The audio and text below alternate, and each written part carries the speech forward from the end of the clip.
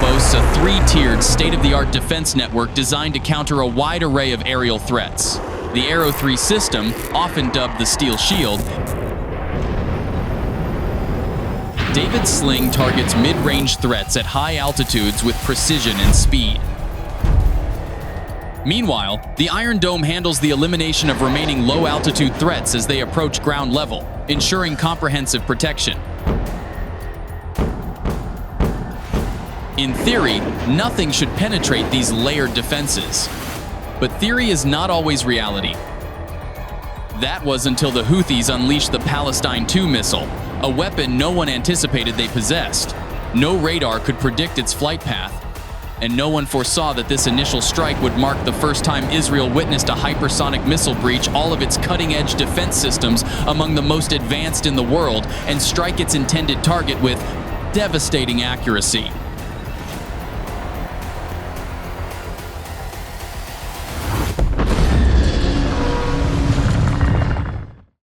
The Palestine II is not an outdated ballistic missile like those seen in past Gulf conflicts. It represents a radically different design. It does not follow a conventional parabolic trajectory or descend along a fixed path. Instead, it employs a skip-glide principle, ascending to the edge of the atmosphere before gliding horizontally like a stone skipping across water. Known as Kadindi Tatar Tantani II, this missile reaches speeds of Mach 5 during its mid-phase, accelerating to Mach 10 in its terminal phase, equivalent to nearly 7,500 miles per hour. At that velocity, each second translates to over 2 miles traveled. By the time defense systems calculate its next position, the missile has already changed course. The Arrow 3 is engineered to intercept ballistic missiles at high altitudes, but it relies heavily on trajectory prediction. A missile that deviates from a standard flight path renders all algorithms useless. Similarly, David's Sling, while powerful, fast, and accurate, is optimized for targets with stable trajectories. The Iron Dome, the final defensive layer, is designed solely to counter UAV rockets and artillery shells, not hypersonic threats. It is incapable of handling an object traveling at Mach 10 and diving at steep angles. In essence, all three defense layers are effective but ill-suited for an attack like the Palestine II.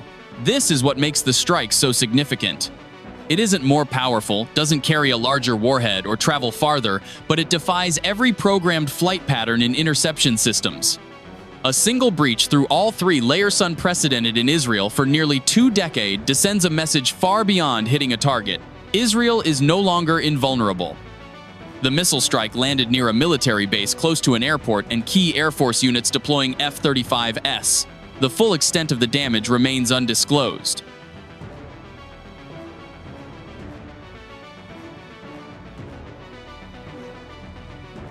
However, satellite imagery reveals a large plume of smoke and short-term evacuation activities. As is often the case, when a nation remains silent, it's not because nothing happened, but because there's something they prefer not to address. The Houthis named this missile Palestine II, but its significance lies not in the name, but in the technology that has shifted the familiar rules of engagement. When missiles no longer follow predictable paths, the trusted shields of yesterday become less reliable than once believed. The name Palestine II may carry propagandistic weight, but the technology behind it leaves an undeniable footprint too clear to conceal for long. This is not a product of Yemen alone. It bears the DNA of a design that once shook the Middle East Iran's Shahab 3. The Shahab 3 is a medium-range ballistic missile with a reach exceeding 800 miles, which Iran has used as a foundation for developing subsequent hypersonic missile programs. While not particularly advanced in propulsion, its true strength lies in its terminal phase.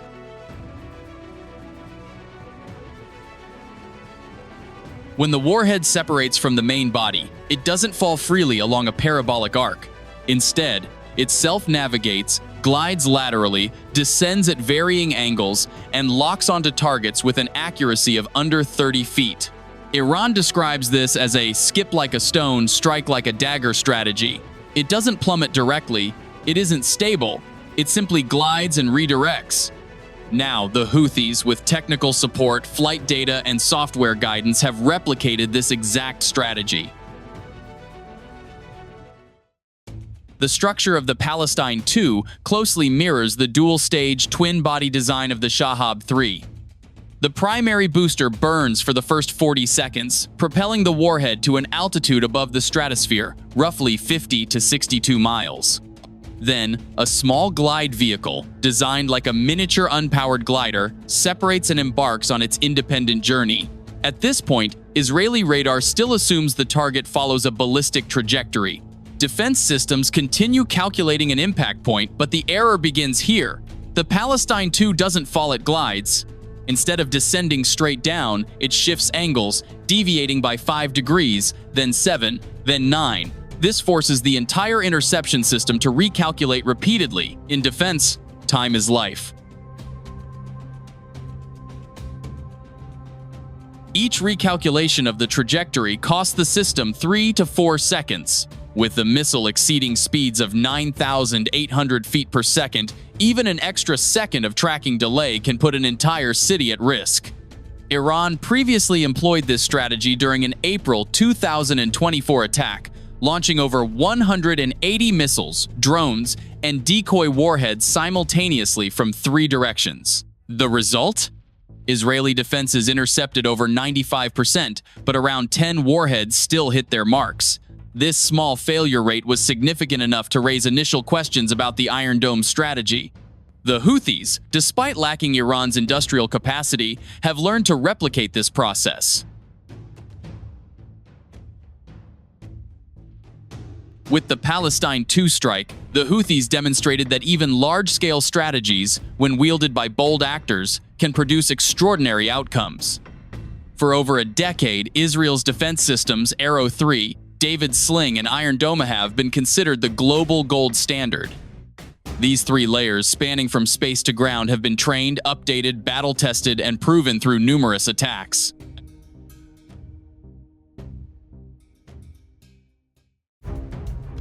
Yet, a single Palestine II missile pierced all 3 layers, and cracks began to appear in what was once unshakable confidence.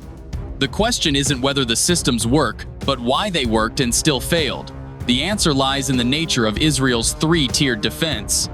Arrow 3 is built to intercept high-flying, stable hypersonic targets like intercontinental ballistic missiles, calculating interception points outside the atmosphere for direct collision.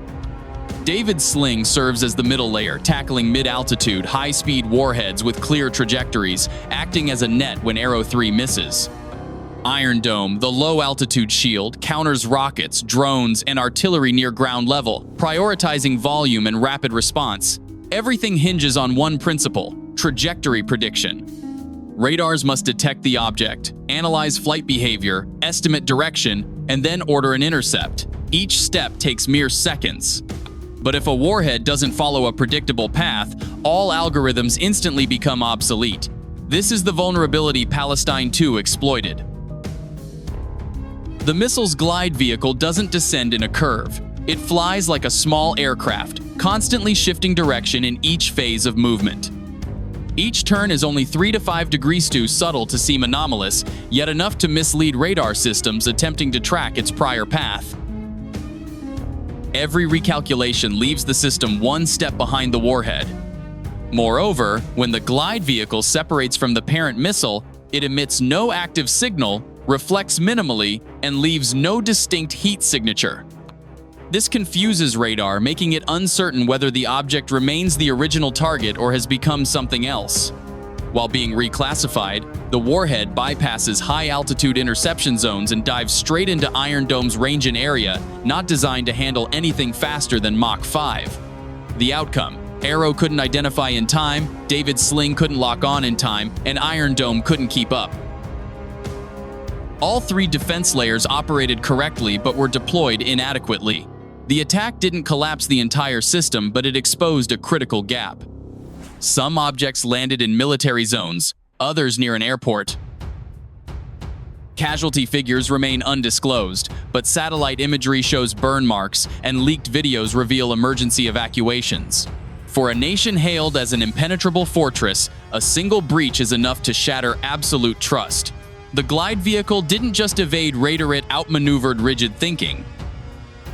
It raises a question few dared to seriously consider before. If a multi-billion-dollar system can be penetrated by a low-cost projectile, what weapon is truly effective? Over a decade, Israel has invested tens of billions into interception systems. Each Arrow 3 launch costs over $235 million, David's Sling nearly $1 million, and Iron Dome between $20,000 and $100,000 per missile, depending on range.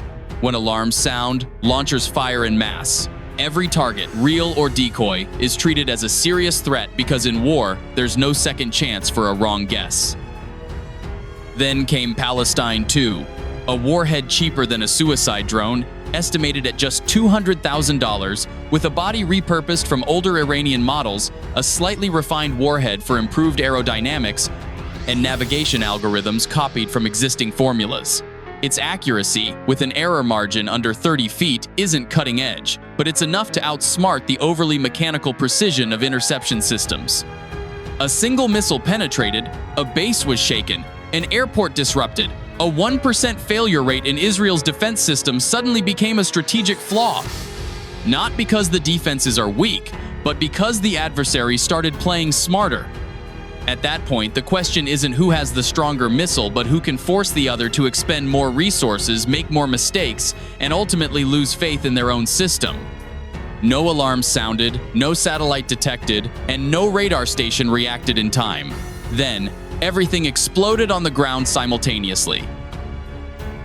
The Houthi missile struck within the perimeter of Ben Gurion Airport, Israel's primary airport in Tel Aviv, sending a massive column of smoke into the sky and sparking panic among passengers. At least 8 people were injured, and flights were temporarily suspended. In the immediate aftermath, Israeli Defense Minister Katz declared, "We will retaliate sevenfold against anyone who harms Israel." Prime Minister Benjamin Netanyahu also vowed swift retribution, stating, "We have struck in the past and we will strike in the future," in a video released by the Prime Minister's office. Less than 24 hours after that statement, on May 5, approximately 20 Israeli fighter jets dropped at least 50 bombs on multiple Houthi military targets along Yemen's coast, including the Hodeidah port complex and a cement factory in Bajil City. A senior U.S. official confirmed that Israel's strikes were coordinated with American military forces. Israel emphasized that the operation was conducted in response to repeated assaults by the Houthis against the State of Israel. Following the strikes, the Houthi-run Al Masirah television channel reported at least 48 airstrikes targeting urban areas along the Red Sea coast, hitting Hodeidah port, an airport, a cement factory, and military positions northeast of the city. Commenting on the developments, Houthi official Abdul Qadir al-Mortada posted on social media platform X, warning Israel of unimaginable consequences.